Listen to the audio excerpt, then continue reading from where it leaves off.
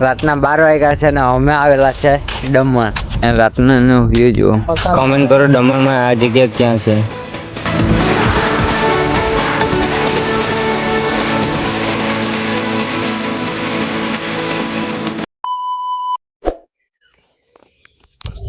Hello guys, good morning, welcome back to my new vlog.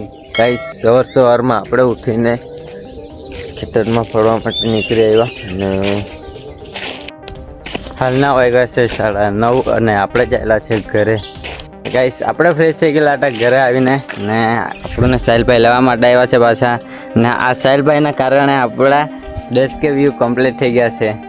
તો એ જ ખુશીમાં અમે કોણ ખાતા છે સાહિલભાઈ જોડે. તો ચાલો કોણ એન્જોય કરીએ અમે બંને જણ. કોઈ માંગતો નહીં. હા, ગજબ ટુ બીવાજ આદમી. સાહિલભાઈ જોડે આવી ગયા ગેરેજ પર. મૂકીદા મેમને થોડા શાકભાજી આપવાની છે.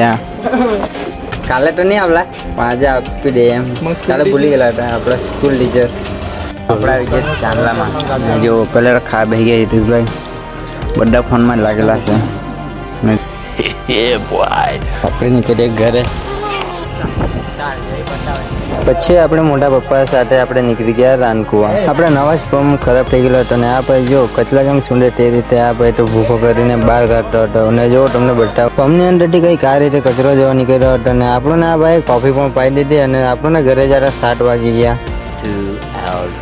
ઘરે જે રેડી થઈ આપણે હિતેશભાઈ જોડે નીકળી ગયા વાપી જવા માટે. આપણે આવી ગયેલા હતા ચીખલી અને આ ડેપો છે અને આપણે ડેપો સામે ગાડી મૂકી દીધી છે. ત્યારે આપણે સીએનજી ફૂલ કરાવીએ ને પછી નીકળીએ વાપી.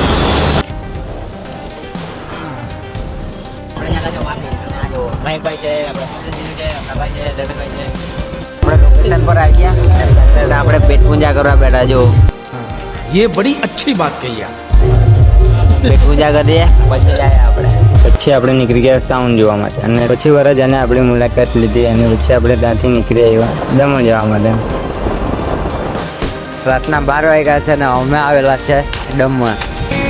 રાતનો વ્યૂ જુઓ.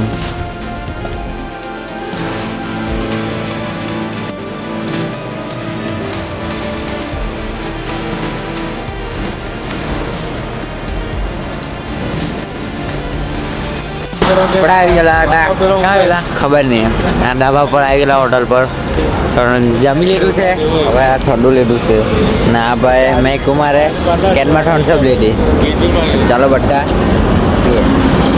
મળીએ આપણે હવે નેક્સ્ટ બ્લોગમાં.